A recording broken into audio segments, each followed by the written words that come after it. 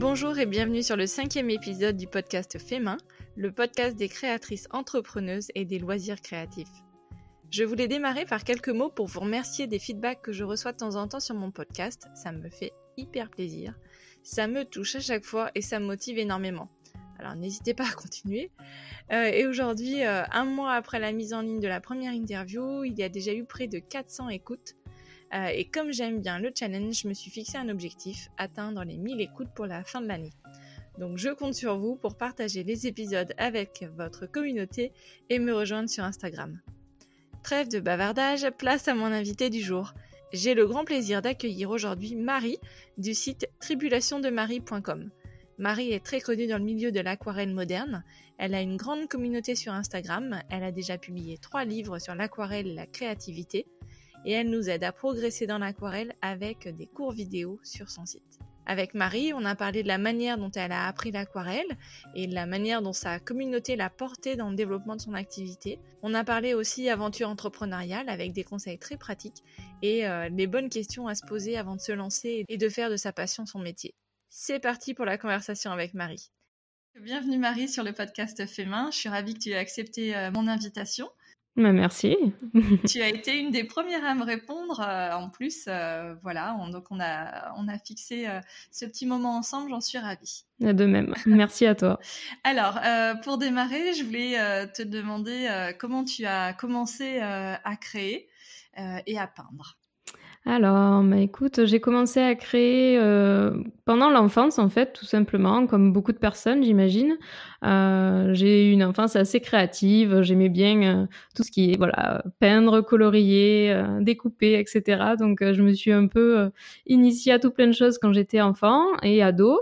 J'aimais beaucoup... j'avais déjà testé l'aquarelle quand j'avais 12 ou 13 ans, je crois. J'avais reçu une petite palette d'aquarelle.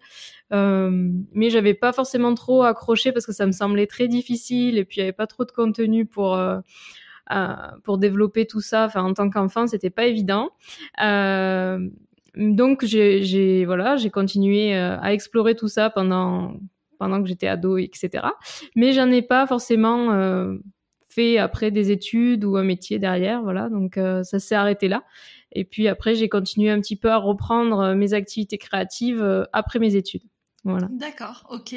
Alors, il y a une question que je me posais et je n'ai pas la réponse, je ne l'ai pas trouvée. Aujourd'hui, Ouais. tu es parisienne, mais tu as un petit accent chantant. Ah oui, qui ne veut pas s'en aller, écoute, il est toujours là. Je viens d'Avignon, en fait, à côté d'Avignon, où j'ai vécu jusqu'après le bac, jusqu'au bac. Après, j'ai étudié à Lyon et Grenoble et un petit peu Nice aussi. Et puis ensuite, je suis venue à Paris pour le travail, voilà, et j'y suis depuis 5 ans à peu près. D'accord. Donc, tu as une formation d'ingénieur, il me semble.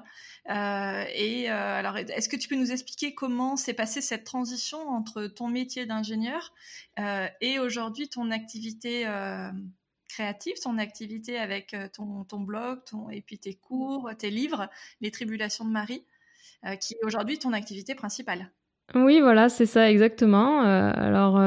Comme je disais tout à l'heure, moi, j'avais toujours bien aimé créer, etc., mais je n'ai jamais vraiment vu ça comme un métier.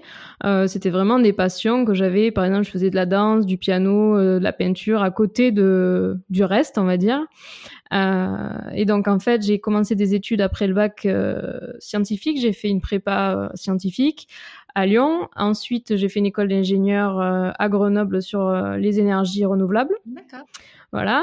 Et ma passion, c'était les écoquartiers. Donc, c'était en gros comment faire en sorte comment essayer d'optimiser l'énergie dans les quartiers. Parce que l'échelle du quartier, c'est une super échelle pour commencer à faire des choses intelligentes, à mutualiser des sources d'énergie entre les bureaux, entre les logements, etc. Donc, je suis partie étudier notamment en Suède, parce que à Stockholm, il y a les plus anciens écoquartiers d'Europe. Il y a d'autres endroits en Europe aussi, bien sûr, où il y en a. Mais en Suède, c'est là-bas où il y a vraiment des écoquartiers qui ont 20, 25 ans. Donc, je suis allée étudier là-bas pendant 6 mois en tant qu'Erasmus, et c'est là que j'ai ouvert mon blog Les Tribulations de Marie. En fait, Les Tribulations de Marie, c'était les Tribulations de Marie en Erasmus, à l'étranger. C'était un petit blog que j'avais envie d'ouvrir parce que c'était l'époque des blogs, c'était en 2013. Et j'avais envie de faire ça parce que j'aimais bien la photo et je venais juste d'avoir un réflexe en fait et je voulais poster mes photos de voyage et surtout pour que ma famille puisse suivre un peu mes aventures là-bas quoi, tout simplement. Donc du coup mon blog a commencé en 2013 avec la Suède. Donc il y a peut-être des personnes qui me suivent de cette époque, il y en a quelques-unes, je sais, c'est assez rigolo. Voilà, et en fait au fil du temps, j'ai gardé ce blog. En rentrant de Suède, je suis allée en stage de fin d'études à Nice, toujours dans les écoquartiers, mais ce coup-ci à Nice. Et j'avais toujours ce blog. Et en fait, il commençait un petit peu à être vu. Bon, mais je vais avoir peut-être 50 personnes qui visitaient le blog par mois. Hein, c'était pas grand-chose, mais pour moi, c'était quand même super excitant. Et donc, j'ai partagé plein de choses. J'avais plus vraiment de voyages à partager. Alors, je partageais mes sorties autour de Nice. Je partageais même des recettes de cuisine. Et puis, je me suis remise à créer, en fait, à ce moment-là. Parce que le stage, c'était quand même assez calme, on va dire. J'avais le temps de faire autre chose par rapport avant les études où c'était un peu plus compliqué. Donc, je me suis remise à l'acrylique, je me suis remise à l'aquarelle, j'ai fait plein de choses, en fait, et j'ai partagé tout ça. Je faisais même un peu de scrapbooking, quoi. Vraiment, plein de trucs. Et je partageais tout ça sur mon blog. Ok, génial. Et en fait, ouais. Et en fait, au fil du temps, les gens, à chaque fois que je partageais quelque chose sur l'aquarelle, j'avais toujours plus de questions, plus de réactions sur ce sujet. Donc je me suis dit, ah bah tiens, c'est étonnant, ça a l'air de les intéresser. Donc je me suis mise à creuser ce sujet-là en particulier. Mais bon, il me faisait pas spécialement vibrer parce que tous les livres que je trouvais ou toutes les infos que je trouvais sur le net, c'était très vieillot, je trouvais. C'était vraiment un peu tristouné. Et donc j'ai commencé à chercher sur les sites anglophones. Et là, j'ai découvert une façon de faire de l'aquarelle super moderne, vachement pigmentée, vraiment spontanée, pas du tout avec 15 couches comme ce que j'avais pu voir en français où c'était principalement des sujets, des bateaux, la campagne et tout ça, ça me faisait pas rêver du tout. Et donc j'ai creusé ces sujets, on va dire, plus modernes, en anglais donc, et je continue à partager ça sur mon blog. Ça, c'était début 2015. Et en fait, là, vraiment, j'ai eu énormément de réactions. Les gens me disaient, mais où t'as appris à peindre comme ça? C'est vraiment super, c'est super beau, on adore. Enfin, les gens adoraient, quoi. Et donc, je me suis concentrée sur ça, en fait. J'ai arrêté les autres sujets sur le blog au fil du temps. Je me suis concentrée sur ça et pendant plusieurs années, j'ai développé mes compétences que sur l'aquarelle parce qu'en plus, j'étais, on va dire, galvanisée par les retours à chaque fois des gens. Ça m'a motivée, en fait, à me lancer dans ce loisir. Donc là, j'ai commencé à travailler à peu près à la même période avec mon premier poste, du coup, d'ingénieur. Donc, je travaillais ici les Moulineaux parce que je voulais aller sur Paris parce que mon copain, on était tous les deux dans les études d'ingénieur, mais à distance. Donc, aller à Paris, c'était la façon la plus simple d'habiter ensemble, quoi. Donc, du coup, j'ai trouvé un poste à ici les Moulineaux. Et en fait, au fil du temps, je continuais à faire de l'aquarelle parce que moi, ça me vidait la tête. Ça me permettait un petit peu de me relaxer après le boulot, me sortir des écrans, voilà, tout ce genre de choses. Ça m'apportait beaucoup, ce médium, quoi. Et en fait, je continuais donc cette aventure du blog parce que ça me plaisait le fait que les retours continuent à grandir, jusqu'en 2017, du coup, début 2017, où j'ai eu des propositions en fait de maisons d'édition. Donc moi, je m'y attendais pas du tout parce que ça faisait à peu près 2 ans. Ouais, ça faisait à peu près 2 ans que je travaillais. J'avais fait tout pour trouver un métier dans les écoquartiers, le sujet qui me plaisait, etc. Donc j'avais pas du tout prévu de tout lâcher après tous ces efforts des études et tout. Mais en fait, j'avais quand même des propositions intéressantes. J'ai eu 2 propositions de maisons d'édition quasiment simultanées qui m'ont fait me dire il y a un truc. Et j'avais aussi beaucoup de questions sur comment apprendre l'aquarelle, sachant que les personnes me disaient à chaque fois mais je vois bien quel site tu as utilisé, mais moi je parle pas anglais. Ouais, voilà, parce que je leur donnais à chaque fois mes sites, mais ils me disaient non mais moi je parle pas anglais. Donc voilà, au fil du temps en fait, j'ai commencé à transmettre un peu ce que j'apprenais, à me développer mes propres méthodes. Et puis après, je me suis dit, bon, je tente ce projet. J'avais dans un coin de ma tête de faire des cours vidéo parce que j'avais appris comme ça et je me suis dit, s'il y a un besoin, je vais tenter de les faire en français. Et je me suis dit, voilà, je me donne 1 an. Et en 1 an, je vais essayer de faire mon premier cours vidéo, mon livre. Et on voit comment ça se passe, et si ça marche, je continue, et voilà. Et si ça marche pas, je retrouverai un autre poste ingé, et voilà. Donc je continue, là, ça fait 2 ans et demi, donc pour l'instant, ça marche bien. Il a dû te falloir un courage incroyable quand même pour dire je lâche un CDI pour démarrer cette activité. Parce qu'on aurait pu penser que tu aurais pu continuer les deux en parallèle. Hein. Alors bien sûr, oui. J'ai quand même fait quelques missions, bien sûr, là j'ai un peu passé vite sur le 2015 à 2017 parce que sinon, on y passerait trop longtemps. Mais en gros entre l'année 2016, toute l'année 2016, je me disais: «Il y a moyen que ça marche peut-être». D'accord. Je sentais des signes, enfin je me disais: «Il faut que je tente». Donc je faisais des missions, j'ai fait des conférences par exemple, je faisais des missions de logo, je faisais des petites missions comme ça. J'avais ouvert un statut d'auto-entrepreneur pour essayer, quoi. Mhm. Et je me suis dit, tu vas essayer, tu vas voir s'il y a quelque chose, s'il y a une demande. Donc déjà, voilà, il y avait tout ça qui m'a mis un petit peu en confiance. Et puis ensuite, en fait, je me suis dit, un métier créatif, moi, j'y croyais pas au début, en fait, quand j'ai fait mes études, je n'aurais pas pensé que je pouvais vivre de l'aquarelle. Enfin, pour moi, c'était un peu du délire, osons le dire. Et j'avais une très mauvaise image des métiers, on va dire, pas des métiers créatifs en général, mais plus des métiers de beaux-arts, on va dire. D'accord. Et je me suis dit j'ai pensé à me lancer que je ne voulais pas juste peindre à l'aquarelle. C'est pas ça qui me plaît, c'est avoir un vrai business autour, travailler tout ce qui est l'entrepreneuriat autour, enfin construire un produit, à savoir mes cours vidéo. Voilà, c'est ça qui m'intéressait, pas seulement la partie je peins et je prie pour que les gens achètent mes peintures, quoi. Voilà. Donc j'avais un vrai projet que j'avais pris le temps de monter, on va dire. Je n'ai pas juste du jour au lendemain tout lâché Ouais, non plus. d'accord. Ça a mûri, quoi. Et puis après, je me suis dit, bon, si jamais ça marche pas au bout d'un an, je pourrais toujours valoriser ce travail, essayer de monter sa boîte, etc. C'est quand même, il y a moyen que j'arrive à le valoriser et qu'après, voilà, je retrouve quelque chose, même en galérant un petit peu. J'avais pas trop peur de l'échec, quoi, on va dire, si jamais ça Ouais. marchait pas. D'accord, Voilà. bah, c'est génial. Parce que je pense qu'il y a beaucoup de personnes qui créent et qui se posent la question de à quel moment ça doit devenir, ma Mm, passion doit devenir un travail. mm, Est-ce que je me lance, etc. Sur Instagram, on voit énormément de créatrices. Euh, Quel que soit le sujet finalement, moi j'en vois beaucoup en couture parce que mm, c'est une de mes activités créatives. Et effectivement, on se demande si c'est viable en fait comme activité de ne faire que de la couture toute la journée, hormis en plus le fait de se dire est-ce que je fais pas un peu tout à la chaîne, est-ce que ça va encore me plaire. mm. Mais Ouais.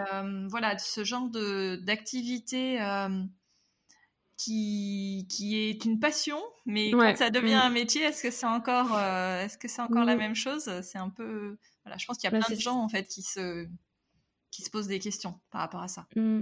Ouais, c'est un sujet super intéressant. Moi aussi, je me suis posé plein de questions. J'ai eu plein de doutes au moment de me lancer. Je pense que ce qui est important, c'est de pas se lancer non plus, comme ça, sur un coup de tête, bien sûr.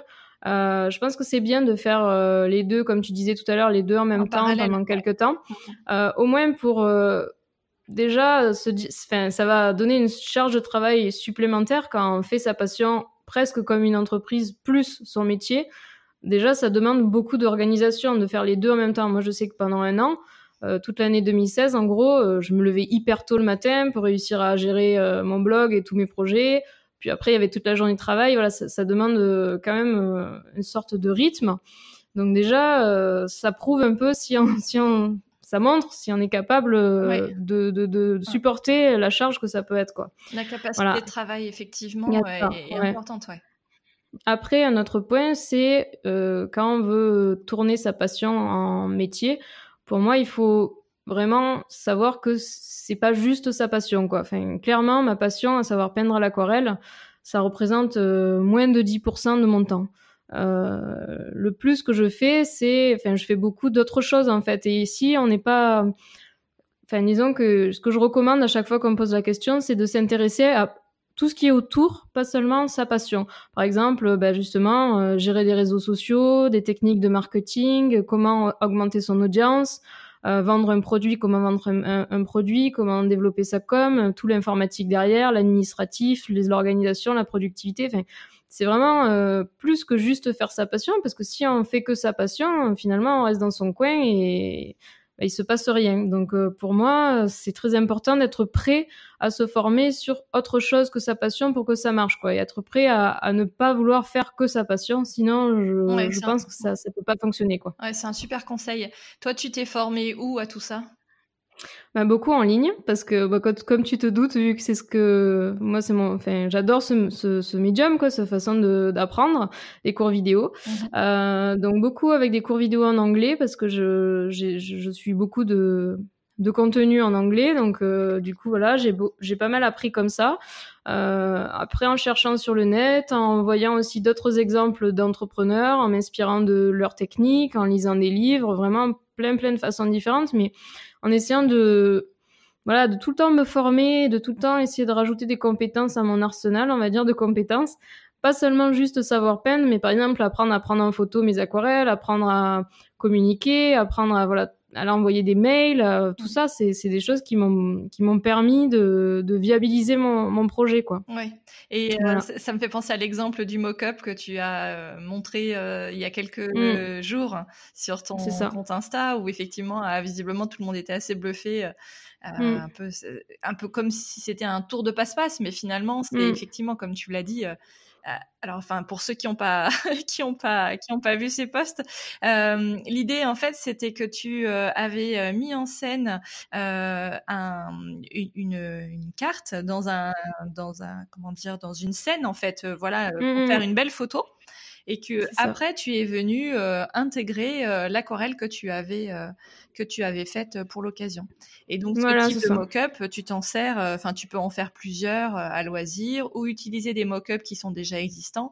Moi, je le fais beaucoup à mon travail aussi. Souvent, voilà, je prends mon écran d'ordinateur, enfin le contenu de mon ordinateur sur des écrans existants dans des décors un peu sympas. Et c'est vrai que ça fait tout de suite le job, quoi. Ouais, c'est ça. Et puis en fait, il faut pas avoir peur non plus de ce genre de compétences, parce que par exemple, moi j'ai appris ça sur le tas. J'étais obligée d'apprendre ça pour mes livres, parce que je devais en fait trouver une solution pour faire 2 illustrations avec une seule aquarelle, mais différents formats. Donc c'est comme ça que je me suis dit bon, je vais prendre en photo une scène avec une carte vide et incruster sur Photoshop l'aquarelle, et puis du coup je pourrais changer son échelle. Ouais.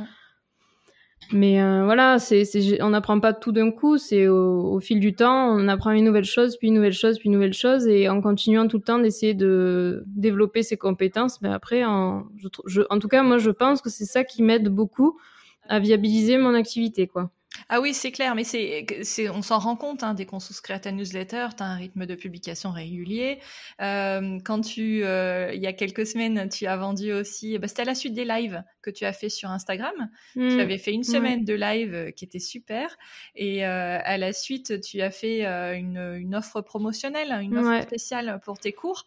Et c'était hyper bien marketé, quoi. C'est hyper pro, il n'y a pas à dire. Ah bah merci, écoute. Mais oui, c'est vrai qu'effectivement, ces techniques-là, comment vendre mes cours, comment les mettre en avant, à quel moment de l'année, etc. J'ai essayé de me former aussi sur ça, pour avoir des clés, ça me rassure aussi d'avoir des conseils d'autres personnes, voilà, pour essayer de développer mon audience, développer mon activité, quoi. Donc, écoute, merci si tu as trouvé que c'était bien réussi. Ah bah oui, pour le coup, moi, c'est mon métier, le marketing, donc j'ai trouvé D'accord. vraiment que c'était c'est vraiment enfin pro, je peux pas dire mieux, c'est vraiment hyper pro. Non, mais merci alors. Et alors justement, dans le milieu des entreprises, tu disais que tu avais fait quelques missions, peut-être de travail de logo, etc. Est-ce que les prestations pour les entreprises, peut-être des démonstrations, des animations autour de l'aquarelle ou enfin voilà, je sais pas, voilà. Est-ce que ça fait partie des choses auxquelles tu réfléchis, que tu as déjà fait, que tu veux pas faire? Alors, oui, c'est une bonne question. Alors, j'ai commencé par du coup faire des missions pour des clients. Alors, c'était plus des individuels, quoi. C'était pas forcément des entreprises quand j'ai commencé, vu que voilà, j'avais pas du tout d'audience ou quoi que ce soit. Donc, c'était plus pour des personnes qui me demandaient des illustrations personnalisées, des logos, etc. C'était assez petit. Mais j'ai toujours essayé de faire le plus carré possible, on va dire, pour essayer à chaque fois derrière d'en vendre de nouveaux et d'avoir plus confiance en moi, développer un peu mon portfolio, etc.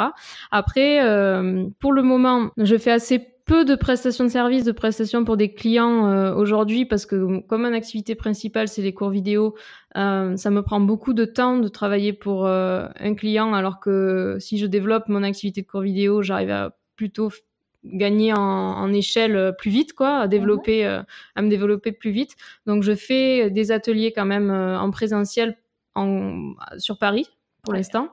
Voilà, j'ai fait aussi des ateliers ou des démos pour des entreprises. J'en ai fait quelques-unes, mais j'en fais pas beaucoup parce que pour l'instant, j'essaie de me concentrer sur mon activité de cours vidéo et développer ça, parce que je pense que je peux encore le développer sous différents angles. Ouais, d'accord. Mais je pense que c'est important de faire ce genre de mission, en tout cas au début.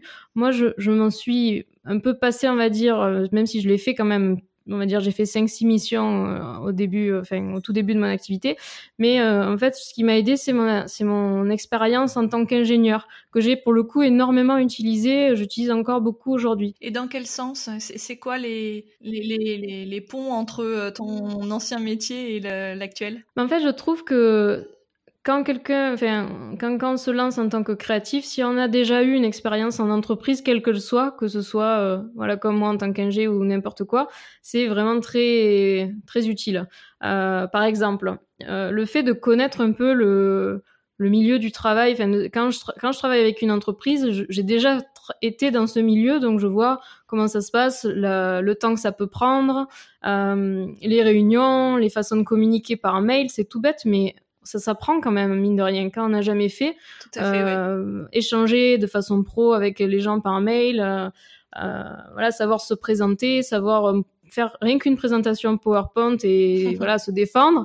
Tout ça, je l'ai appris dans le monde pro, quoi. C'est dur de l'apprendre juste avec des cours vidéo pour le coup. C'est la pratique. C'est des choses un peu implicites aussi, comment les gens ils se comportent dans le milieu pro. Je le recommande à tout le monde d'avoir un peu de cette expérience. Et pour en avoir parlé avec d'autres personnes qui sont des créatifs qui font ça à temps plein et qui ont aussi eu un autre métier avant, ce qui n'avait aucun rapport avec la création, ça leur apporte aussi vraiment beaucoup le fait d'avoir cette façon d'être, on va dire, ce savoir-être qui peut resservir ensuite, quoi. Voilà. Ouais, d'accord. Ok, non, mais oui, ça me paraît clair aussi. Il y a des choses, effectivement, que tu apprends difficilement à l'école. Et typiquement, écrire des emails, etc., c'est pas vraiment encore dans les programmes. Ça paraît bête, hein. Oui. Ouais.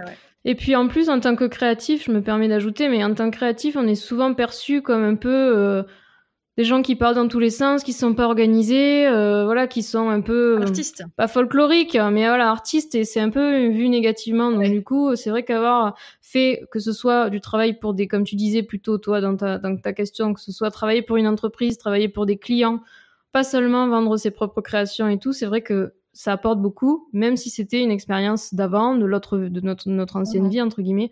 Je trouve que c'est important d'avoir ça aussi, quoi. Ouais. Ok, donc aujourd'hui, tu fais principalement de l'aquarelle. Est-ce que tu as d'autres pratiques créatives? Est-ce qu'il y a d'autres, en dehors de la peinture, ou peut-être d'autres supports en dehors de l'aquarelle? Qu'est-ce que tu fais d'autre comme loisir créatif? Alors, écoute, déjà, j'ai du mal à trouver le temps de peindre pour moi. Mais j'avoue que c'est un peu le problème, je trouve, avec l'entrepreneuriat, c'est que j'ai du mal à lâcher le truc, quoi, et à me concentrer, à me donner du temps pour moi et à faire. D'accord. Donc ça, c'est un peu le problème. Et c'est ton challenge pour 2020, par exemple? Ouais, complètement. J'aimerais bien déjà pouvoir plus souvent peindre pour moi, pas peindre pour un atelier, pour un cours ou pour un post Insta, quoi. Déjà, ça serait bien. Après, je fais un peu de piano, mais voilà, c'est assez rare, quoi. Et qu'est-ce que tu peindrais si c'était une peinture pour toi? Alors j'adore les fleurs. Alors c'est possible que je fasse encore des fleurs. Oui, j'ai toujours pas encore arrêté d'être inspirée par la nature. Non, je pense certainement des fleurs. Là, le week-end dernier, il y avait des personnes de la communauté aquarelle qui avaient fait un petit week-end et elles avaient acheté un bouquet de fleurs et on a peint tout ensemble en s'inspirant du bouquet. Et moi, ça faisait longtemps que j'avais pas peint juste pour moi, donc j'étais contente. Ça m'a tout à fait inspirée, donc je sais pas, sans doute des fleurs. Après, ça peut être aussi des formes géométriques, juste voir les couleurs qui fusionnent, etc. C'est super, mais comme j'ai tout le temps des choses qui me paraissent plus importantes ou plus impératives, je me laisse avoir, on va dire, et je peins peu. Mais il faut que j'arrive à m'organiser mieux. Ouais. Et mais tu peins pas que des fleurs, parce que j'ai vu dans ta dernière newsletter, tu parlais de façade de maison. Ouais. Bah oui, bah j'ai déjà essayé un peu d'autres sujets. Un sujet que j'aimerais bien creuser, c'est les paysages. Souvent, on me demande pourquoi tu fais pas des paysages. Ça m'intéresse, mais je trouve que c'est beaucoup plus technique vu que c'est pas mon sujet de prédilection. Voilà.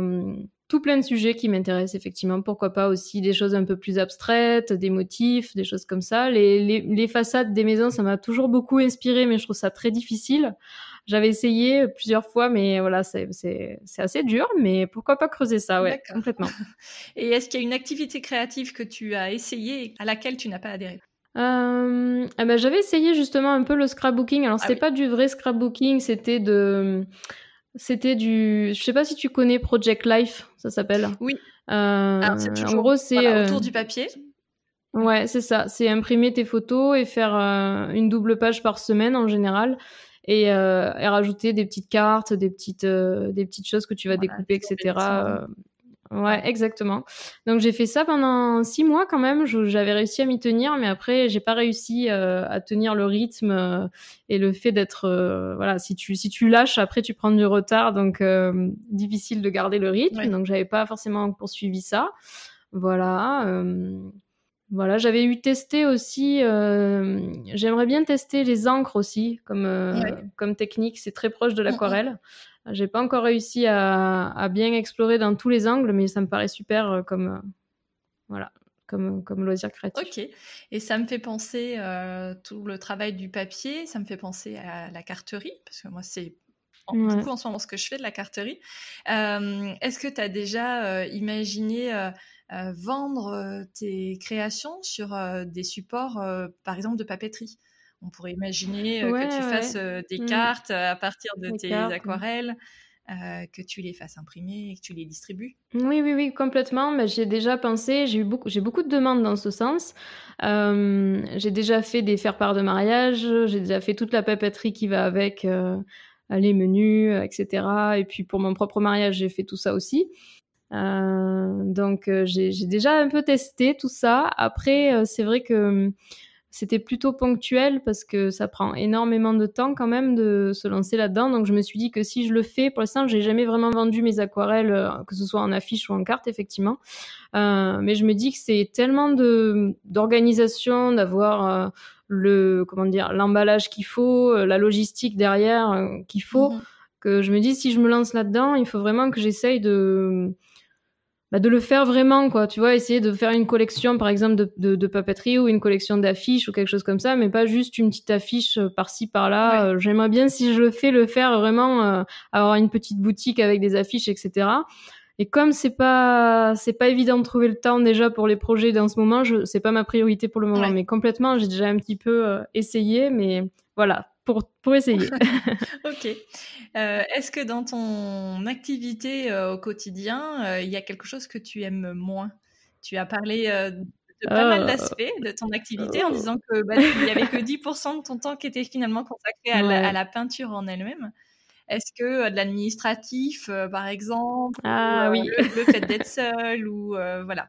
Ouais, alors l'administratif, clairement, c'est pas mon fort du tout. Surtout quand il y a quelque chose qui marche pas, comme sur des roulettes, quoi. Quand il y a un petit crack, alors là, ça peut être très stressant, je trouve. Donc clairement ça, c'est pas un aspect que j'aime et ça prend du temps. Surtout c'est stressant parce que comme, on doit soi-même tout gérer, Ouais. si on se trompe, ça c'est tout de suite sur nous les répercussions, donc voilà, c'est assez stressant.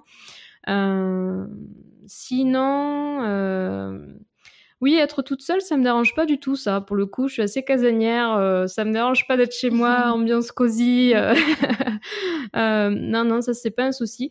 En vrai, il y a pas beaucoup d'aspects qui me plaisent pas parce que je fais tellement de choses différentes, en fait, je m'ennuie jamais. Ouais. Ça, c'est vers la fin de mon boulot d'ingé, enfin, au moment où j'ai démissionné, je commençais un peu à m'ennuyer, mon poste avait un peu évolué, donc je faisais plus forcément, ce qui me plaisait au début, et ça, je le retrouve pas du tout dans mon métier actuel, je m'ennuie jamais. Et ça, c'est tellement cool que même quand je dois faire de l'administratif ou des trucs un peu, voilà, des problèmes techniques, par exemple, sur le site marche pas, ou il y a un truc qui marche pas, j'ai eu un petit problème sur ma plateforme de cours, il faut résoudre ça parce que les clients ne peuvent plus aller se connecter. Enfin, tu vois, des choses un petit peu bêtes comme ça peut être stressant et prendre du temps. Mais mis à part ça, honnêtement, tout est hyper positif, quoi. D'accord, ok. Et alors, vu que tu as finalement, comment dire, tu t'es formé de manière autodidacte, alors en suivant des cours, mais t'as pas de diplôme en beaux-arts, par exemple. Est-ce que Ouais. est-ce que le syndrome de l'imposteur, ça te parle? Est-ce que c'est une expression que tu connais? Et est-ce que Ah oui. voilà, tu es en proie à ce fameux syndrome qui peut embêter un certain nombre de personnes? Ah oui, oui, bah, complètement. Surtout que l'aquarelle et je trouve les beaux-arts en général en France, c'est un peu qui tout double. En gros, soit on a fait une école d'art, les beaux-arts et on a vraiment une culture, en plus, artistique où on a toute une sorte d'histoire de l'art en tête et cetera. Soit on est un artiste, on va dire du dimanche où, si on vend nos trucs, vraiment on a de la chance et c'est vite fait sur un marché de Noël. Enfin, je critique pas du tout les personnes qui font ça, au contraire. J'adore, voir des artistes sur, voilà, ces différents marchés et tout, mais je trouve qu'il y a un peu une sorte de ces gens sont, enfin voilà, ils sont pas forcément, ils sont un petit peu jugés, on va dire, par rapport aux gens qui ont fait une école d'art ou les beaux-arts ou n'importe quoi. Je trouve que c'est un peu ou l'un ou l'autre. Et l'entre-deux, il est mal connu et il est pas bien mis en valeur. En tout cas, en France, je trouve que c'est un peu comme ça. Quand on dit qu'on fait voilà, de son métier un art, bon, bah, toute la première question, c'est « Ah, t'arrives à en vivre ?» Eh oui. C'est une surprise, quoi. Donc, Alors, justement, c'est quoi le nom de ton métier? Quand tu te présentes à quelqu'un, tu dis que tu fais quoi? Je dis que je suis fondatrice de mon site et plateforme de cours vidéo sur l'aquarelle, Tribulation de Marie. Ouais, c'est bien. Alors c'est vrai que c'est difficile de dire illustratrice ou peintre ou blogueuse. C'est vrai que c'est un métier à plusieurs facettes, mais oui, le syndrome de l'imposteur, je l'ai ressenti beaucoup au début, surtout vu que j'ai pris l'axe de l'apprentissage, de l'enseignement, on va dire, d'apprendre aux autres ce que je pouvais apprendre moi. Au début, je me suis demandé si j'étais vraiment légitime d'enseigner aux gens, de faire des tutos, etc. Après, je me suis dit, bah, j'aurais aimé avoir en fait ces cours-là quand j'ai commencé en français, donc voilà, et je le fais. Et s'il y a des gens qui apprécient, si je peux aider ne serait-ce qu'une personne, c'est tant mieux. Alors après, il y a beaucoup de personnes qui m'ont dit, ah mais ce que tu fais, c'est pas de l'aquarelle. Voilà, il y a il y a quand même une communauté assez dure, je trouve, et puriste dans le métier des beaux-arts, dans le milieu des beaux-arts. Alors moi, j'arrive tout à fait bien à les ignorer et je m'en fiche, voilà, ce qu'ils pensent. Mais voilà, maintenant ça va mieux parce qu'avec le temps, j'ai eu le temps de développer mes propres méthodes, mes propres techniques, etc. Et je me sens plus à l'aise avec mon médium. Mais c'est vrai qu'au début, je me disais, est-ce que j'ai vraiment le droit, entre guillemets, de me prétendre à vouloir donner des tutos, etc. aux gens? Bon, et après je me suis dit, bon, il faut bien essayer. Tant pis. Mais j'ai très peu d'avis négatifs au final, donc j'ai très peu de retours, donc ça va, ça me plombe pas, on va dire. Et j'imagine aussi que le fait d'avoir 2 livres qui sont publiés, ça doit quand même aussi t'apporter cette légitimité. Ouais, 3 livres. Ah Bah oui, j'ai du coup un premier bouquin que j'ai fait au tout début quand je me suis lancée, donc Fleurs à l'aquarelle, qui est sorti début 2018. Après, j'ai J'ose créer, qui est sorti aux éditions Erol début de l'année 2019, donc cette année, en février. C'est un livre sur la créativité, du coup, comment progresser, peu importe son art en fait, mais comment développer sa créativité, comment rester inspiré, progresser au fil du temps, etc. Et ensuite, j'ai Jungle à l'aquarelle, qui est de nouveau un livre à l'aquarelle qui est sorti là en août 2019. Voilà. Donc complètement, ça m'a aidé à déjà trouver un nouveau public qui me connaissait pas forcément, à atteindre de nouvelles personnes et aussi à renforcer ma confiance aussi, parce que c'est des projets qui prennent du temps, où on prend vraiment le temps d'aller en profondeur dans le thème, à vraiment creuser, à se renseigner, etc. Donc on monte en compétences. Ouais, d'accord. Quand tu as fait ce choix de changer de carrière, est-ce que tu as reçu le soutien de tes proches? Alors, au début, ils étaient très, très Ah! inquiets, hein, comme tu te doutes. Au début, quand j'ai dit, «Je pense que je vais arrêter», c'était, «Est-ce que tu es sûre? Tu vas chercher quoi comme autre métier?» J'étais: «Ah non, non, mais je vais arrêter tout court, quoi. Je vais essayer mon projet à moi». Ouh là là, alors là, ça a fait très peur. Bon après, j'ai toujours été un peu, on va dire, la tête sur les épaules. J'ai pas non plus été quelqu'un qui fait trop casse-cou, on va dire, dans mon enfance et tout, et mes études. Donc mes parents n'étaient pas non plus trop... Ouais, voilà, ils me faisaient confiance. Ils se disaient si elle se lance, c'est qu'elle pense que ça peut marcher. Donc bon, ils m'ont fait confiance. Ils m'ont pas mis des bâtons dans les roues. Ils m'ont pas arrêté de me parler du jour au lendemain ou quoi que ce soit. Mais c'est vrai qu'ils avaient assez peur parce que voilà, vivre à Paris, ouais, c'est cher, sans CDI. Surtout que comme j'ai démissionné, j'ai pas du tout eu le chômage ou quoi que ce soit. Donc j'étais vraiment sur mes économies pendant plus de 6 mois avant d'avoir ouais. un revenu.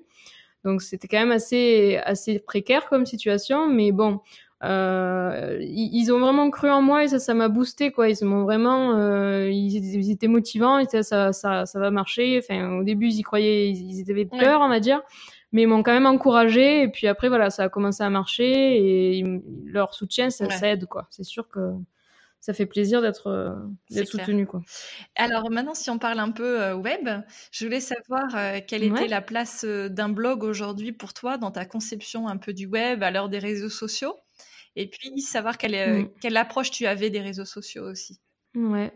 Alors écoute, c'est vrai que les blogs, il y a eu l'heure de gloire, on va dire, en 2013, 2014, 2015. Là, avec Instagram, c'est moins «la mode» entre Mmh. guillemets, les blogs. Et pourtant, moi, si j'avais pas mon blog, clairement, mon entreprise marcherait pas, quoi. Parce que c'est grâce à mon site que mon trafic les gens me trouvent plus par mon site que par les réseaux sociaux Oui, directement, quoi. La part des réseaux sociaux dans mon trafic, elle est moindre. Alors bien sûr, les réseaux sociaux, ça permet aux gens de me connaître, ça me permet d'avoir un lien avec eux beaucoup plus poussé que juste avec mon blog. Donc ça, c'est top. Mais après, c'est vrai que les personnes, en général, me trouvent via mon blog, en fait. Et donc, je regrette pas de l'avoir encore. Alors, je l'alimente plus, c'est vrai. Donc, le blog, il est assez... il tourne avec les vieux articles, on va dire. Mais je pense que c'est quand même une bonne chose d'avoir un site à minima et éventuellement un blog. Alors moi, je vais essayer de remettre du contenu dessus, d'ailleurs, dans les prochains mois, si j'y arrive. Mais je trouve que c'est quand même important. Moi, plus de 50% de mon trafic, par exemple, il vient de Pinterest et il atterrit sur des vieux articles de blog. Donc, c'est des personnes qui me découvrent comme ça et qui ensuite vont explorer mon site, découvrir que je fais des cours, aller voir mon Instagram éventuellement. Et pour moi, c'est quand même essentiel d'avoir encore un blog. Alors effectivement, il est plus trop alimenté, il vit plus trop. Et c'est sûr que je me contente pas que du blog et que j'ai mes réseaux sociaux à côté. Mais voilà, je sais pas si tu bien vois ce que je sûr, veux dire, mais pour moi, c'est quand même encore vraiment important, même en termes de référencement sur tout à fait. Google. C'est important quand même d'avoir un site et quelque chose où les gens puissent venir découvrir des articles, découvrir des ressources autrement que par les réseaux sociaux, parce que les réseaux sociaux, c'est top pour être proche de la communauté, faire des défis, répondre aux questions, montrer les coulisses. Mais après, pour vraiment partager des ressources, je trouve ça plus facile sur un site ou un blog, Exactement, quoi. ouais, ouais. Mais effectivement, ce lien, avec ta communauté sur Insta, il est super et Mm. enfin, c'est un lien réel, je trouve. C'est moins facile Ouais, sur un blog. Voilà et puis complètement, aujourd'hui, complètement, quasiment plus personne va commenter sur un blog. Heu, les gens vont complètement. commenter sur Insta ou sur Facebook, mais je suis assez d'accord avec toi, Mm. il me semble que la place du blog, elle est vraiment centrale, mais on a tous certainement mis ça un petit peu de côté au fur et à mesure que les réseaux sociaux ont pris de l'importance. Mm. Mais effectivement, ouais, Complètement. en termes de marketing digital, dans tous les cas, les contenus, ils doivent d'abord être sur les blogs, en fait. Et ensuite, ils doivent aller Mm. sur les réseaux sociaux. Ouais, c'est ça, c'est vraiment un complément. C'est-à-dire qu'avant, sur le blog, tu essayais de faire tout pour que les gens ils commentent, ça vive, ils partagent, tu des backlinks dans tous les sens, tu vraiment de faire ça. Aujourd'hui, c'est plus trop le cas, c'est plus, je vais faire une ressource. Par exemple, moi, je vais faire un guide gratuit ou je vais faire un article sur tel sujet. et je le partage à ma communauté, que ce soit par mail ou par les réseaux sociaux. Et je leur dis, voilà, j'ai créé un nouveau contenu, allez voir. Et donc, ils vont le voir, ils vont pas forcément commenter, ils vont peut-être m'en parler sur les réseaux sociaux. Et la partie communauté, elle est plus maintenant sur les réseaux sociaux. Mais il y a quand même cette ressource qui est là. Et à chaque fois, je réfère les gens s'ils ont besoin d'une info sur le matériel. Je leur dis, va voir telle page sur mon blog. Ou ça m'aide quand même d'avoir cette partie bibliothèque en quelque sorte.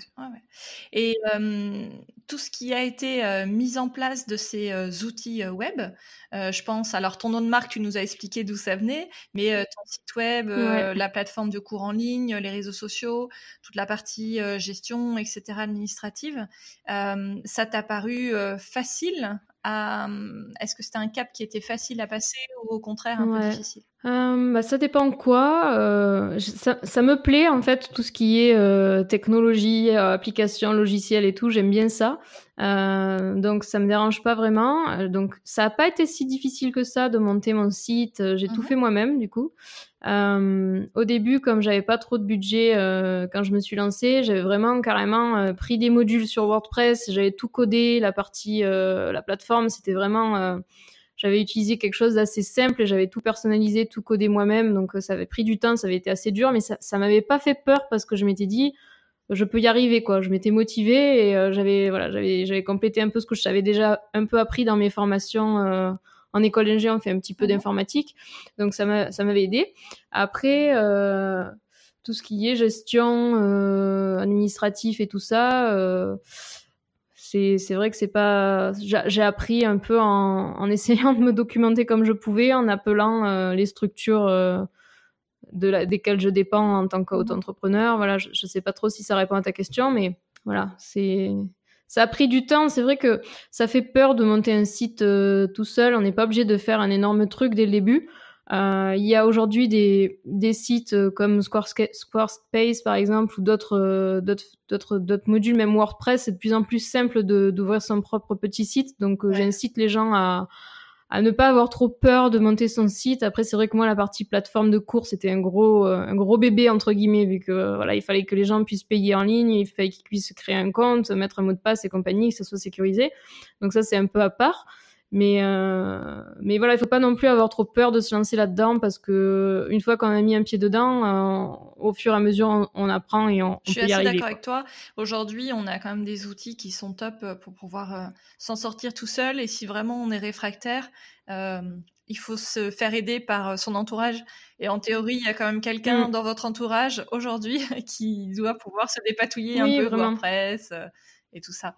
Ça paraît compliqué, franchement, j'ai des amies, peut-être qu'elles se reconnaîtront si elles écoutent ce podcast créative qui sont un peu en mode ah là là, en plus ça fait peur parce que ça prend du temps, on n'a pas toujours le temps de se dire je vais refaire mon blog ou je vais refaire mon site ou je vais faire tout court un site.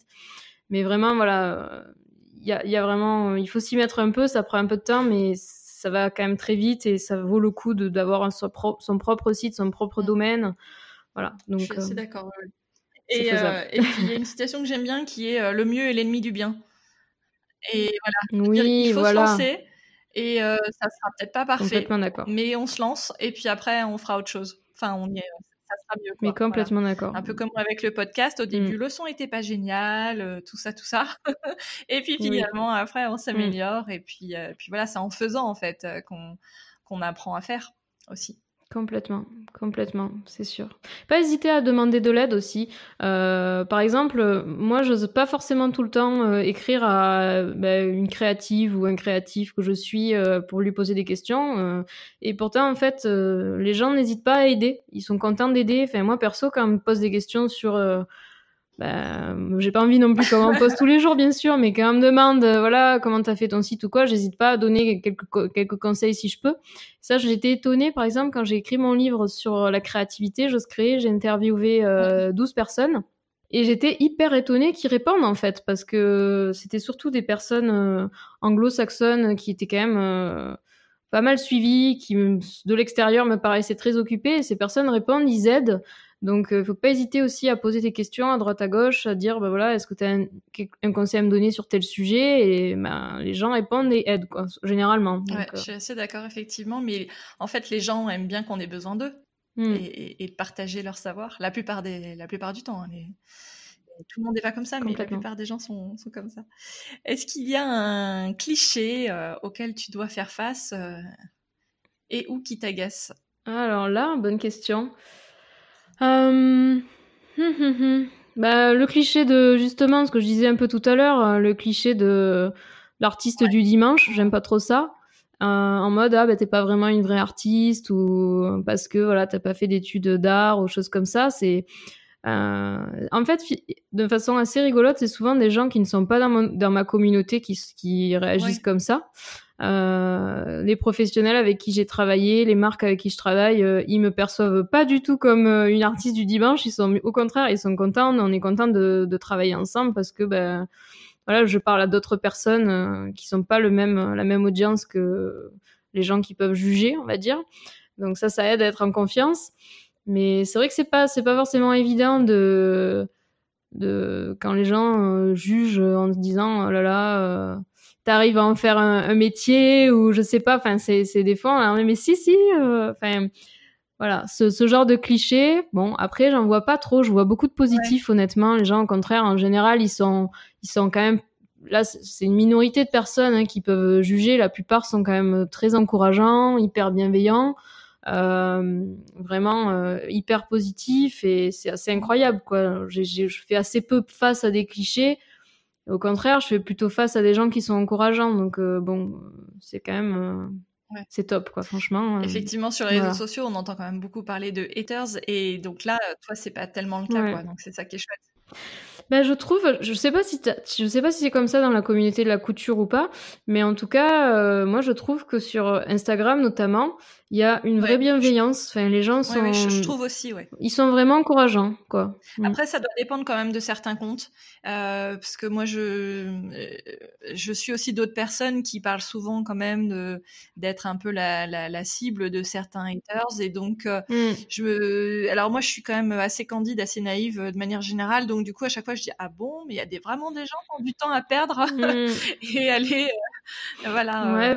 embêter les gens de manière négative, mais dans la couture, j'ai pas trop l'impression que ce soit le cas. Non, j'ai vraiment l'impression que dans le milieu créatif, il y a quand même, enfin, en tout cas dans nos communautés, surtout sur Instagram, parce que je trouve que ça se passe plus sur Instagram. Oui. En tout cas, moi, dans ma communauté, c'est plus sur Instagram que sur Facebook, par exemple. Je trouve que les gens sont vraiment encourageants. Ils commentent les autres personnes, ils partagent, ils ont envie de répondre aux questions. Ils participent aux petits challenges qu'il peut y avoir à droite à gauche. Enfin, c'est vraiment une communauté qui est motivante, quoi. Et je vois quand même quasiment jamais comme tu disais, de clichés ou d'aspects négatifs. C'est quand même vraiment, ça a dû m'arriver 2-3 fois en 3 ans, quoi, 3-4 ans, Ouais. depuis que j'ai le blog.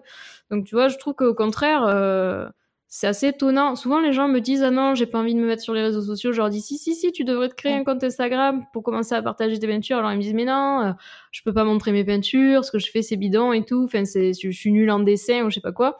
Je leur dis mais non, mais tu vas voir vraiment. Après, tu t'arriveras plus à t'arrêter une fois que tu auras commencé. Et donc, un peu comme moi au début, j'arrivais plus à trop me stopper dans ma découverte de l'aquarelle. Il y a plein de personnes comme ça qui découvrent en fait les réseaux sociaux avec leurs loisirs créatifs, donc peut-être ils associent les deux, enfin je sais pas, mais en tout cas c'est positif. Aussi, je pense que ce qui peut faire peur, c'est la peur de s'exposer. Et effectivement, la peur des critiques, parce qu'on entend quand même beaucoup de choses sur les réseaux sociaux. Mais je te l'accorde, effectivement, sur Insta, j'ai pas l'impression que ce soit trop le cas. Comme j'en parlais avec des amis et des personnes qui me suivent dans les mêmes cercles, on va dire, sur Instagram, on se disait que comparé par exemple à Facebook, je trouve qu'Instagram est beaucoup plus bienveillant. Donc si vous nous écoutez et que vous n'avez pas encore de compte Instagram, peu importe un peu ce que vous faites en art, quoi, je pense que c'est un bon endroit pour commencer à partager vraiment, depuis le temps que je suis sur Insta, j'ai quasiment jamais vu, que ce soit sur mon compte ou sur les comptes de personnes que je suis, même des gens de ma communauté que je suis, j'ai quasiment jamais vu de commentaires négatifs, quoi. Alors les gens, voilà, ils vont encourager. Après, on se dit, mais c'est pas des vraies critiques et tout. Mais c'est pas vraiment ce qu'on recherche quand on se lance. Quand on se lance, on a besoin d'un boost, on a besoin de confiance, on n'a pas besoin de critiques constructives. Ça arrive plus tard, quoi. Ok, Donc voilà. super. Quelles sont tes sources d'inspiration, Marie? Alors, beaucoup Instagram, parce que j'y passe beaucoup de temps, mine de rien. C'est assez addictif, hein, comme beaucoup de personnes doivent on est peu tous dans ce cas-là. Ouais. Donc c'est dur de s'en sortir de cette addiction. C'est clair. Est-ce qu'il y a des comptes que tu voudrais partager avec nous? Écoute, je suis énormément de comptes de fleuristes. Des fleuristes ou des aquarellistes? Ouais, non, des fleuristes. Ah non, des fleuristes carrément. Ouais, je suis beaucoup de comptes de fleuristes. Par exemple, ma préférée, c'est Tulipina Design, que j'ai eu la chance d'interviewer pour mon bouquin sur la créativité. Voilà. Après, je suis plein d'artistes différents qui font pas forcément de l'aquarelle. En fait, de l'aquarelle, j'en suis assez peu. J'ai une artiste que j'adore qui fait de l'aquarelle et de l'encre. Elle s'appelle Hélène Diltreich. Voilà, j'en suis quelques-unes. Mais sinon, je suis des gens qui font des choses assez différentes. Des gens qui font de la BD. Par exemple, j'aime bien une illustratrice chilienne qui s'appelle Fran Meneses. J'adore parce qu'elle partage tous ses coulisses sur son Patreon. Je sais pas si tu connais. Et c'est assez cool. C'est un peu comme un Instagram où tu vas payer un peu comme un Utip, tu vois. Et tous les mois, tu peux avoir accès à son contenu. Qu'elle donne que à ses abonnés qui la soutiennent sur cette plateforme. Voilà, donc tu suis un peu ses coulisses. J'adore en fait suivre les coulisses des différents artistes. Voilà, tu vois, je suis des gens qui font plutôt de l'art numérique sur l'iPad. J'aime bien. Par exemple, il y a Florence de La Mouette qui fait des jolies illustrations sur l'iPad. Voilà, je suis un peu de tout. Voilà. Après, j'aime bien aussi YouTube. Je passe énormément de temps dessus. Et j'aime bien, pareil, suivre des artistes divers et variés qui font des coulisses de leur studio, que tu peux suivre un peu dans leurs expériences diverses et variées. Voilà, je suis un peu de tout, donc je sais pas si ça répond à ta question. Ça marche. Est-ce que en dehors du web, tu suis aussi, tu nous recommandes je sais pas, peut-être des magazines ou des marques ou... Alors là, bonne question. Alors écoute, en magazine, j'en achète pas trop. Par contre, en marque, moi, la boutique que je préfère, c'est aquarelle-et-pinceaux.com. C'est une boutique en ligne. Alors bon, c'est toujours sur Internet, mais c'est une boutique où on peut trouver vraiment plein de matériel sur l'aquarelle. Il y a que du matériel sur l'aquarelle. En fait, il y a vraiment énormément de références que j'aime beaucoup. Qu'est-ce que je peux recommander d'autre ? Bonne question. En fait, je suis plutôt dans le genre minimaliste, à pas acheter trop de choses. J'aime pas trop. Déjà, j'ai pas beaucoup de place vu que j'ai pas vraiment de pièces à moi, pas de studio et tout. Donc, j'évite d'acheter. Mais bon, voilà. Écoute, non, j'ai pas beaucoup plus de choses à te donner sur ce sujet, malheureusement. Alors justement, là, tu me tends une perche. Tu n'as pas d'atelier dédié à ton activité. Non. Tu sais que tu vas faire plaisir à plein de gens qui sont comme toi et qui sont sur la table de la cuisine. C'est mon cas. Hein. Donc du coup, qui se disent « Ah mais non, mais... » Moi, c'est le salon, mais c'est pareil. C'est le salon, c'est cuisine ouverte. Mais effectivement, on voit en plus sur Pinterest ou sur Insta souvent des belles photos d'ateliers. Mais oui. C'est une frustration pour toi ou tu le vis bien? Pas trop le choix, on va dire. On peut pas avoir tout, l'appart à Paris et le studio, sinon là, ce serait trop. D'ailleurs, petit aparté, mais j'ai pas mentionné Pinterest dans mes sources d'inspiration, mais c'est carrément une énorme source d'inspiration, bien sûr. J'adore Pinterest. Mais oui, pour ce qui est du studio, écoute, j'espère un jour avoir ma pièce en plus. Mais bon, c'est pas dans les cartons. Pour l'instant, c'est pas dans les projets pour l'instant. Non, voilà, on peut pas tout avoir. À part déménager hors Paris, pour l'instant, je vois pas trop de solutions. Donc, j'ai optimisé, on va dire, mon coin. Donc, je me suis rapprochée de la fenêtre. J'ai ma table, je bouge tout pour faire mes photos.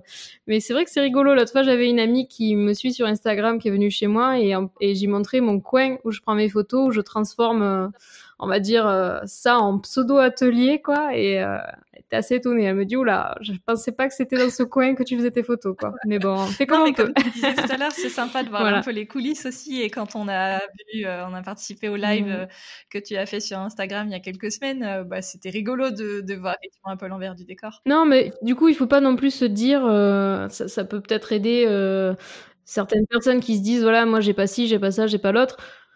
Voilà, ben moi sans vouloir, je suis pas non plus un exemple, mais en disant que voilà, moi j'ai pas fait d'études d'art, j'ai pas forcément d'atelier, voilà, j'ai appris un peu par moi-même et on s'en sort. Donc franchement, il faut se lancer. Il faut pas non plus partir tête baissée comme un fou en mode bon voilà, je tente et on verra bien. Mais honnêtement, il faut oser rêver, oser se croire en ses projets. S'ils sont bien ficelés, il y a pas de raison, quoi. Même sans atelier, même sans formation, même sans voilà, on peut quand même. C'est super là ce que tu dis et par rapport aussi au fait de la comparaison sur les réseaux sociaux, on peut très facilement se comparer et puis perdre un petit peu confiance en soi. Complètement. Même un point intéressant, moi, que mon mari du coup me dit beaucoup, c'est au plus le gâteau est grand, au plus la part est grande aussi, quoi. Et donc, au lieu de dire tout le temps ah là là, telle personne elle fait pareil que moi ou telle personne elle fait mieux, etc. Oh là là, je devrais faire comme elle. Autant se dire ben tant mieux en fait, il y a de la place pour tout le monde et au plus, en tout cas dans la partie loisirs créatifs, c'est encore un peu nouveau. C'est pas nouveau, mais je veux dire, par exemple, le monde de tout ce qui est l'influence, par exemple, sur les réseaux sociaux, les créatifs, on est minime par rapport au monde de la beauté, des voyages, du lifestyle, etc. Mais je me dis, au plus on se développe et au plus on grandit, et au plus on fait grandir la part qui nous revient et tout l'environnement, il est de mieux en mieux pour nous aussi, quoi. Donc, au lieu de dire, ah ben non, telle personne, ça marche bien, ou moi je suis nulle à côté, ou des trucs comme ça, ben, autant se motiver tous ensemble, et franchement, ça fonctionne. Moi, je vois, par exemple, je pouvais me dire, quand je sortis mon premier bouquin à l'aquarelle, il y avait très peu de bouquins à l'aquarelle modernes. Il y a 2 ans, c'était un peu un des premiers. Bon, je dis pas que c'était le premier, loin de là, pas du tout, en tout cas en français. Mais maintenant, il y en a plein, quoi. Il y en a vraiment beaucoup de toutes sortes. Ben, je pourrais me dire, oh là là, catastrophe. Mais non, je me dis au contraire, c'est bien. Si notre industrie, elle grossit, ben, ça veut dire que voilà, de plus en plus de personnes vont s'y intéresser et c'est positif. Donc la comparaison, j'essaye de vraiment minimiser le plus possible parce que sinon, on se roule en boule et on fait rien, quoi. Non, mais c'est vrai. Ah bah c'est vrai, t'as carrément raison. Alors on peut se rouler en boule de temps en temps, mais surtout il faut rebondir après, quoi. Non, mais se dire aussi que les personnes auxquelles on se compare, voilà, on voit qu'un aperçu de leur vie, en tout cas sur Internet. On se rend pas compte des galères qu'elles peuvent avoir. Franchement, voilà, des fois, les personnes, elles peuvent avoir vraiment des choses difficiles dans leur vie en ce moment et elles montrent qu'un seul aspect, ou elles montrent que un aspect de leur art et tout le reste, on le voit pas. Par exemple, il y a des personnes qui me disent moi, j'arrive pas à peindre ce que tu peins. Franchement, je montre que les choses réussies, quoi. Tous les ratés, j'essaie de les montrer en story quand je peins un truc et je montre le process, je montre aussi les ratés en story. Mais il faut pas croire que tout ce qu'on voit c'est l'état tel, quoi. Enfin voilà, c'est connu ce que je dis, mais ça mérite d'être redit parce que franchement, c'est vrai que c'est clair. Ok. C'est important. Tu parlais de l'industrie des loisirs créatifs. Alors, ça me fait penser forcément au salon Création et Savoir-faire qui va arriver dans 20 jours. Alors, on est le 7 aujourd'hui, donc ça démarre le 27 novembre. Alors, moi, je suis super contente parce que j'y vais pour la 2e année. Voilà. Donc, on va se voir. Alors voilà, dis-nous, qu'est-ce que tu vas faire sur le salon ? Le salon, cette année, j'y suis avec Sennelier parce que j'ai fait un kit pour débutants à l'aquarelle qui contient du matériel et des conseils, des tutoriels dans une boîte, dans un kit. Donc, j'y vais pour la promotion du kit. Je serai sur le stand de Sennelier tous les jours, sur toute la durée du salon, et je ferai des démos. J'essaierai de faire des grandes aquarelles et je ferai aussi essayer le matériel si c'est possible, s'il y a pas trop de monde. Du coup, essayer le matériel aux personnes qui viendront sur le stand. Voilà. Non, le salon de création et savoir-faire, c'est un peu une institution, on va dire. Quand même, il a plus de 20 ans, donc c'est un gros salon. Il y a une deuxième édition au printemps en Ouais, plus, ouais, depuis ouais. l'année dernière. Ouais, c'est ça, ils appellent ça la parenthèse maintenant. Et complètement, enfin, disons qu'il y avait l'aiguille en fait à ce moment-là. Ils ont couplé ça avec création de savoir-faire, un petit bout qui est quand même assez conséquent au printemps aussi. Donc, c'est vraiment un rendez-vous super, je trouve. Moi, je le connaissais plus parce que j'y allais avant. Je visitais le salon souvent, et ma maman qui était plutôt sur le côté aiguille en fait, comme toi, elle aime bien la couture et la broderie. Mais c'est super parce que il y a un peu tout le monde qui est réuni, que ce soit les marques, que ce soit les maisons d'édition, que ce soit les créateurs, que ce soit les gens qui nous suivent ou qui créent avec nous, quoi, voilà, les visiteurs. Il y a un peu de tout, donc du côté à la fois pro et perso, c'est vraiment super comme événement pour rencontrer les gens, mais aussi pour rencontrer des marques et tout. Donc c'est vraiment un événement un peu incontournable, je trouve, dans le milieu du loisir créatif. En tout cas, moi, j'aime beaucoup l'ambiance de ce salon, quoi. Je suis tout à fait d'accord. Et pour tous ceux qui n'ont pas la possibilité d'y aller, c'est vrai que des fois, ça peut être un peu frustrant parce qu'en plus, sur les réseaux sociaux, là, ça doit faire à peu près un petit mois qu'on entend parler partout du CSF et tout ça, que ce soit les artistes, les créateurs qui proposent des invitations qui leur sont fournies par le salon, ou les marques, etc. Donc, alors moi, je suis pas parisienne, j'habite à Grenoble, mais effectivement, l'année dernière, j'ai profité de mes un peu l'équivalent des miles, là, je sais pas comment ça s'appelle, mais sur la SNCF pour y aller gratuitement. Donc c'était génial. Alors cette année, je paye mon billet de train, mais donc c'est un petit investissement quand même, mais vraiment c'est génial. Donc et on n'a pas l'équivalent en région. On a des créativas un peu partout, etc., ou des petits salons, mais c'est vrai que c'est quand même pas la même chose.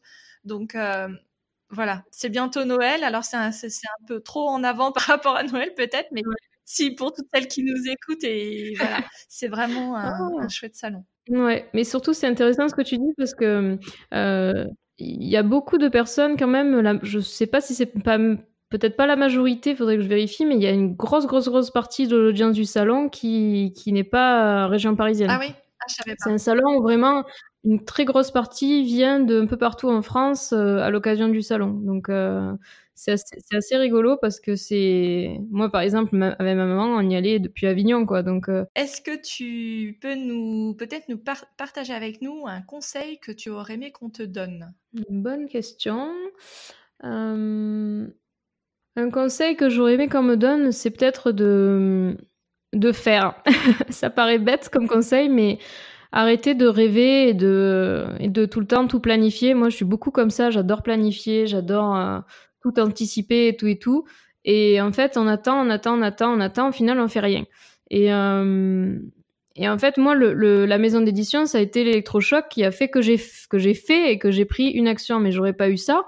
Si ça se trouve, je serais toujours ingénieur, quoi. Je veux dire, sortir du côté si et faire une action, que ce soit par exemple juste sortir ses pinceaux. C'est ce que je dis aux gens qui me suivent et qui me disent moi j'ai pas le temps de faire de l'aquarelle. Je leur dis je le conçois parce que moi j'ai pas personnellement de famille, j'ai pas d'enfants, donc effectivement j'ai plus de temps pour moi. Mais même en faisant que 10 minutes par semaine, mais en faisant quelque chose, pas juste en regardant des inspi sur Pinterest, on avance, quoi. Et en fait, c'est en faisant qu'on a envie de faire et qu'on fait d'autres choses et qu'on grandit, quoi. Et c'est vrai que pour moi, c'est un conseil que j'essaye d'appliquer et j'ai le plus de difficultés parce qu'on a tendance à procrastiner. Mais voilà, essayer de faire le plus possible à chaque fois qu'il y a un blocage, se dire bon, je vais faire un truc, peu importe si c'est petit, si c'est grand. Voilà, par exemple, que ce soit dans le domaine de la créativité. Par exemple, si on est bloqué, on sait pas quoi créer, on n'a pas envie ou on n'a plus le temps ou quoi, juste faire un petit truc, faire un nuancier. Moi, je dis aux gens qui sont bloqués, vous faites un nuancier. Donc, je sais pas l'équivalent en couture ou en broderie ou quoi, mais en tout cas, en peinture, je leur dis, faites un petit nuancier, mais au moins, vous avez fait quelque chose. Voilà. Après, que ce soit, par exemple, dans le domaine plus de l'entreprise, par exemple, ça va être... si on a un gros projet et que ça nous terrorise, décomposer tout ça et faire le plus petit morceau. Et comme ça, petit bout après petit bout, je trouve que ça permet d'avancer, quoi. Et moi, au début, j'avais pas trop ça. J'étais un peu terrorisée en me disant, oh là là, faire un livre, comment je vais faire? Je vais jamais y arriver, c'est beaucoup trop. Lancer un cours vidéo, je vais jamais y arriver, c'est beaucoup trop. Et en fait, le conseil qu'on m'a donné, c'est de décomposer. Vraiment, le plus possible jusqu'à la petite action et après faire cette action, quoi. La faire. Pas juste la planifier dans le calendrier, mais la faire. Et en fait, je me suis rendu compte que faire, c'est beaucoup plus facile que être en mode oh là là, je dois faire ça et ça fait paniquer. Voilà. Être dans cette situation de l'action, ça, c'est beaucoup plus simple que d'être dans on va dire, l'imagination du truc ou l'anticipation du truc. Je sais pas si ça t'a déjà fait ça, mais il y a un truc où tu vois ça comme une montagne et puis finalement, une fois que tu l'as fait, tu dis en fait, j'aurais dû le faire depuis longtemps, c'était pas si dur. Oui, mais en vrai, c'est vraiment très très dur d'être dans cet état d'esprit en mode j'ai pas le temps, j'y arriverai pas, c'est trop gros, c'est trop long, je fais pas le niveau, je sais pas dessiner, je suis illégitime et compagnie. C'est plus dur d'être dans cet état-là que de faire en fait. Et c'est vrai que moi j'ai eu des passages, on va dire un peu durs où je me disais je vais pas y arriver, machin, ce que je viens de décrire. Et c'est vrai qu'avoir le conseil de fais le plus petit truc que tu peux faire pour avancer, mais fais-le quoi. Et c'est tellement gratifiant même d'avoir fait un tout petit truc, un petit pas, et comme ça on se débloque et on avance, que plutôt de n'avoir rien fait à la fin de la journée on se dit oh là là, finalement j'ai zoné entre guillemets et j'ai pas vraiment fait, c'est dommage. Donc voilà, j'essaie d'être le plus possible dans l'action et c'est un conseil que je donne même aux personnes, sans parler d'entrepreneuriat, aux personnes qui créent. Je leur dis mais même si tu peux pas faire beaucoup, fais un tout petit peu, parce que si tu viens me voir en me disant moi j'ai pas le temps, t'as déjà fait la démarche de venir me voir pour me dire que tu n'as pas le temps. Donc bon, si tu avais pris cette énergie pour faire un tout petit truc dans ton coin, mais voilà, tu peux y arriver. Moi la première, mais je trouve qu'on passe quand même beaucoup de temps sur les réseaux sociaux. Alors trop de temps, je sais pas, mais effectivement, se dire je fais 10 minutes de moins d'Instagram, et vraiment je sais ce que c'est de dire de pas de voir le temps passer. Sur les réseaux sociaux, c'est exactement ça, c'est du divertissement c'est fait aussi, pour, hein. Alors c'est aussi voilà, une source aussi C'est fait pour. de plaisir et de moments agréables, mais voilà, je te rejoins complètement. Il faut, c'est just do it, quoi. C'est pas simple à faire, franchement, mais ça paraît vraiment basique comme conseil, mais moi je trouve que c'est le truc qui me permet d'avancer, quoi. Je me dire allez, petite action et on y va. Après pour les réseaux sociaux, il faut pas non plus se culpabiliser parce que ils sont faits pour nous faire rester dessus le plus longtemps possible. Donc bon, voilà. Mais il faut pas non plus être en mode machine de guerre, jamais s'arrêter, à toujours faire dans tous les sens. Bien entendu, il faut trouver un équilibre, mais au moins quand on a des moments où on est comme ça en blocage, faire un tout petit truc, honnêtement, ça paraît bête, mais ça fait vraiment avancer, quoi. Enfin, on voit la solution une fois qu'on a commencé à faire, que ce soit à créer ou à autre. Alors que quand on était en réflexion, mais on voyait peut-être pas la solution de la même façon, quoi. Tout à fait. Est-ce que tu peux nous parler de ton plus gros challenge jusqu'à présent? Ouais, mon plus gros projet à date, ça a été mon livre J'ose créer. C'était vraiment, j'appelle ça ma thèse créative. C'était un projet vraiment passionnant parce que c'était pas sur l'aquarelle, c'était plus sur la créativité, sur justement essayer en fait, je me suis rendu compte que en tant que créatif, on va facilement pouvoir se lancer. Il y a plein de contenus pour dire allez, lancez-vous, allez-y, c'est bien, osez créer et compagnie, c'est top. Après, il y a plein de tutos à suivre. Par contre, une fois qu'on a fait les tutos, comment on trouve son propre style, comment on progresse tout seul, comment on reste motivé dans le temps, etc. Comment on trouve son inspiration, c'est plus difficile, je trouve. Il y a moins de contenu sur ça. Donc, c'était le sujet de mon livre. Et c'était un livre quand même assez compliqué à écrire, avec beaucoup de travail de rédaction. Il est à peu près quand même 4 fois plus gros que mes autres livres sur l'aquarelle en termes de texte. Donc ça a pris beaucoup plus de temps.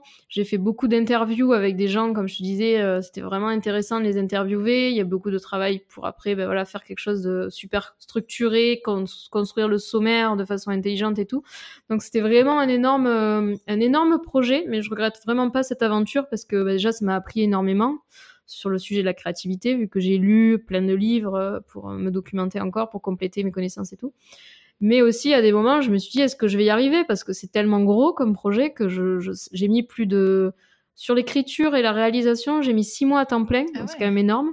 Vraiment, contrairement à mes livres sur l'aquarelle où c'est plus 2 mois, là, c'est 6 mois à temps plein, et après, ça a duré 1 an et demi, quoi, le temps de faire la relecture, les corrections. Il y a eu au moins 2 ou 3 corrections. Enfin voilà, c'était vraiment un gros boulot, mais hyper enrichissant. D'accord. C'est vrai que c'était un challenge.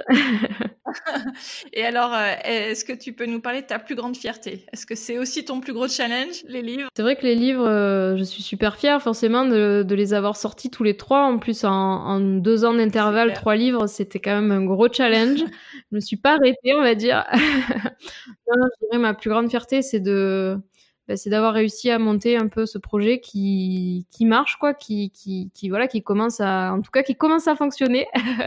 Donc je suis super fière de pouvoir envisager le futur, de pouvoir imaginer de nouveaux projets, de pouvoir avoir de nouvelles collaborations avec de nouvelles marques et tout. C'est un tout quoi. C'est vrai que les livres, effectivement, j'en suis très fière, mais mes cours aussi, j'en suis super fière. Voilà, donc c'est un tout qui fait que c'est cool de se dire que ben voilà, il y a de quoi réfléchir sur l'avenir et que ce que j'ai déjà construit, ça commence à marcher. Donc voilà. Eh ben, c'est top. Eh ben, écoute, c'est une super conclusion. Je te remercie, énormément, du temps que tu m'as consacré. Heu et puis voilà, longue vie à l'aquarelle et à Tribulation de Marie. Merci beaucoup à toi en tout cas. Merci pour votre écoute. J'ai été ravie de parler aquarelle avec Marie du blog tribulationdemarie.com. À chaque fois que je vois les publications de Marie et de la communauté aquarelle qui s'est constituée autour de Marie, j'ai forcément envie d'en faire. Alors, comme dit Marie, il faut pas se laisser intimider et se lancer. Pour retrouver Marie sur le web, je vous invite à la suivre sur Instagram et sur son site tribulationdemarie.com. Vous pourrez vous abonner à ses cours vidéo et apprendre vous aussi à vous faire plaisir avec l'aquarelle. Si ce podcast vous plaît, vous pouvez soutenir mon travail en me laissant une note, 5 étoiles de préférence, sur Apple Podcast ou en me faisant un petit coucou sur Instagram, donc c'est @podcastfemain, ou sur mon blog motif-addict.fr. À très vite pour une nouvelle conversation avec une entrepreneure créative.